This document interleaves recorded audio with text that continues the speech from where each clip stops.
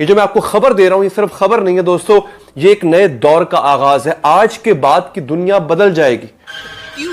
کیا ہوئی؟ دوستو ایران نے امریکہ پر حملہ کر دیا ہے۔ مائی گاڈ، مائی گاڈ، استغفار، توبہ توبہ توبہ، خدا مجھے معاف کرے۔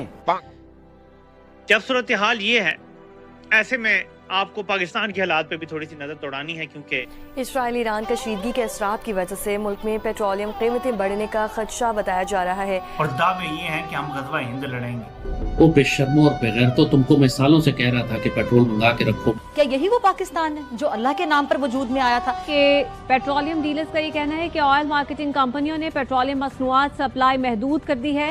اب جب جنگ شروع ہو چکی ہے، اسٹریٹ آف ہرموز پر بارودی سرنگیں لگائی جا رہی ہیں، بحری جہاز واپس کیے جا رہے ہیں، اس وقت ان کو خیال آیا کہ ہمیں بھی کچھ پیٹرول منگا کے رکھ لینا چاہیے۔ لاہور سے باہر ڈیزل کی کمی کی شکایات آ رہی ہیں، پیٹرول کی شکایات سامنے آ رہی ہیں۔ پاکستان میں اگر آج تیل کی قیمت 260 روپے کے آس پاس ہے تو وہ بڑھ کر 350 روپے تک بھی پہنچ سکتی ہے۔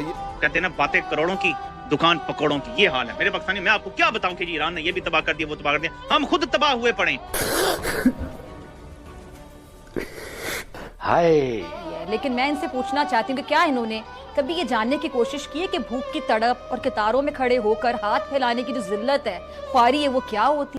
آج حکومت نے اعلان کیا ہے کہ جی ہم 1.5-2 کروڑ لیٹر پیٹرول منگوائیں گے۔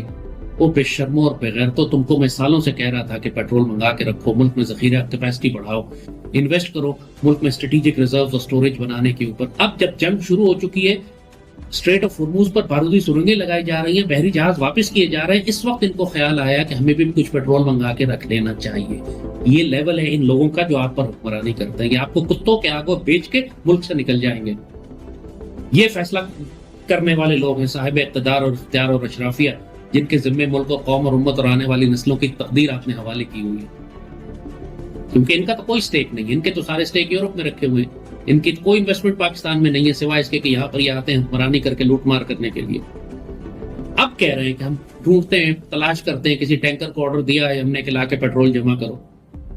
استغفر اللہ رب العالمین۔ نہ ملک میں فوڈ ریزروز انہوں نے رکھے، نہ انہوں نے فیول ریزروز رکھے، نہ اسٹوریج کیپیسٹی بڑھایا، نہ قوم کو سول ڈیفنس کے لیے تیار کیا، نہ نیشنل کیڈٹ کورس شروع کیا، نہ نیشنل گارڈ شروع کیا، نہ وومنز گارڈ شروع کی، نہ ملک میں سول ڈیفنس کو آرگنائز کیا، اور یہ حکمران ہیں آپ کے۔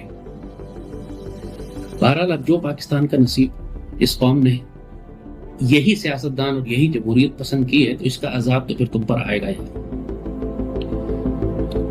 تو آج یہ صورتحال ہم یہاں تک پہنچے ہوئے، جیسے ہم نے کہا کہ بہت کچھ ان نون ہے، ابھی بہت سی چیزیں وائلڈ کارڈز ہیں، انپریڈکٹیبل ہیں، لیکن ایک بات جو بالکل واضح ہے کہ یہ جنگ جو بھڑکی ہے اب یہ پھیلے گی۔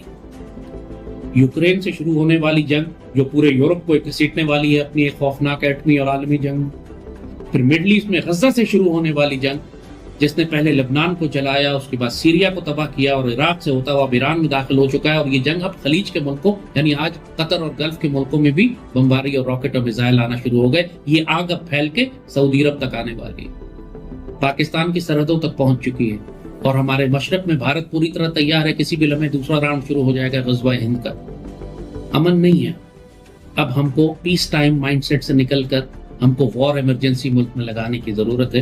سنجیدگی سے پوری قوم کو جنگ کے لیے تیار کریں، ملک میں وہ تمام اثاثے اور ایسٹس تیار کریں جو کسی قوم کو لانگ ٹرم جنگ لڑنے کے لیے ضرورت ہوتی ہے۔ ملک میں ایک بھی ایئر ریڈ شیلٹر نہیں ہے کسی بھی شہر میں کہ بمباری ہو تو عوام جا کے وہاں نیچے چھپ جائے۔ انہوں نے صرف مرنے کے لیے مرغیوں کو چھوڑ دیا ہے۔